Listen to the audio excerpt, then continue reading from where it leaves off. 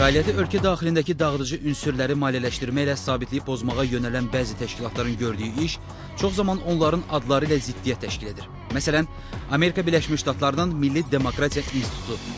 Milli Demokratiya İnstitutu digər beynəlxalq təşkilatlar da öz fəaliyyətlərində açıq olmalıdırlar, şəffaf olmalıdırlar.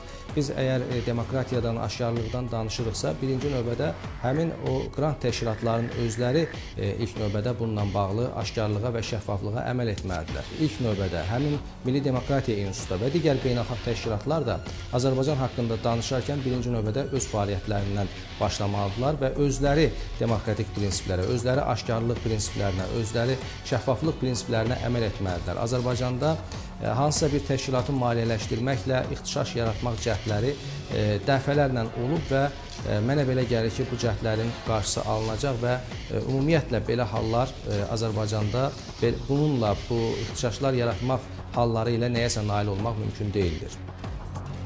Amerika Birləşmiş Ştatlarının Milli Demokratiya İnstitutu postsovet məkanında siyasi kataklizmaların əsas səbəbkarı kimi tanınır.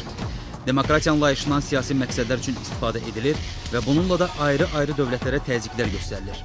Təşkilatın ölkəmizdə fəaliyyət göstərən bəzi qeyri-hökumət təşkilatlarını öz maraqları naminə istifadə etmək üçün maliyyələşdirdiyi artıq hamıya məlumdur. NİDA İctimai Birliyi də onlardan biridir. Baxmayaraq ki, təşkilatın fəal üzvü Etibar Salmanlı iddia edib ki, NİDA heç bir təşkilat, partiya və ya hansısa qurumdan dövlətdən pul almadan fəaliyyət göstərəcək və tam ayrı yolla gedəcək. Amma zaman bunun tam əksini üzə çıxardı. Bugün bəzi beynəlxalq dairələrin və beynəlxalq qeyri-hökumət təşkilatlarının Azərbaycanda demokratiya, insan hüquqları adı altında özünün təxribatçı meyllərini icra etməyə çalışması, müəyyən xarici dairələrin ölkəmizin və xalqımızın əleyhinə olan siyasi iddialarını yaymağa çalışması heç şübhəsiz ki, Azərbaycan gəncliyində ciddi narahatlıq doğurur və bugün bu adamlar özlərinin uzun illər ərzində formalaşdırdıqları müəyyən qrup gənclərdən, siyasi kamikazelərdən bu prosesdə istifadə edirlər və heç şübhəsiz ki, bunun üçün çoxlu mənbəyi bəlli olmayan küllü miqdarda çirki pullardan istifadə edirlər. Bizim arxamızda həqiqət, bilik və güc durur. Siyasətçilər və partiyalar deyil. Biz zorakılığa yox deyir və öz fəaliyyətimizdə qeyri-zoraki mübarizə formalarından istifadə edirik. Bu, NİDA-nın əsas şüarlarından biri olub.